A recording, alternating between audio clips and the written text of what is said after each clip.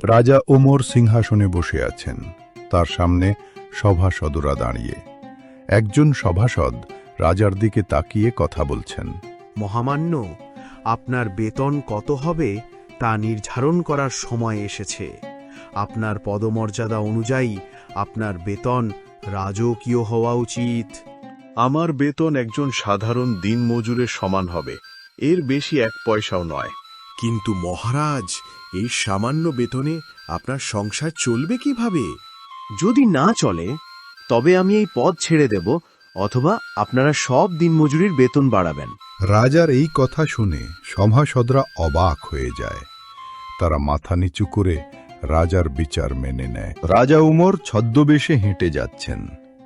হঠাৎ তিনি একটি কুঁড়েঘরের জানালা দিয়ে আগুনের আলো দেখতে পান। তিনি সেদিকে এগিয়ে যান। তিনি দরজায় টোকা দেন।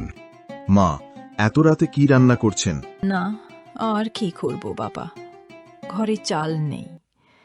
ছেলেমেয়েরা ক্ষুধার্ত, তাই চুলায় শুধু পাতিল বসিয়ে নাড়ছি, যেন ওরা ভাবে আমি রান্না করছি। এতে ওরা অন্তত শান্ত হয়ে ঘুমাবে। মহিলার কথা শুনে রাজা ওমর ব্যথিত হন। রাজা ওমর দ্রুত রাজকোষে প্রবেশ করেন। একজন প্রহরী তাকে দেখে অবাক হয়ে যায়।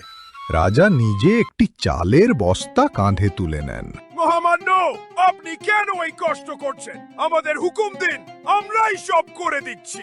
শোনো, আমার শাসনকালে যদি নদীর পাড়ে একটি কুকুরও না খেয়ে মারা যায়, তাহলে মৃত্যুর পর আমি আল্লাহর কাছে কি জবাব দেব? এই বোঝা আমার, অন্য কারোর নয়।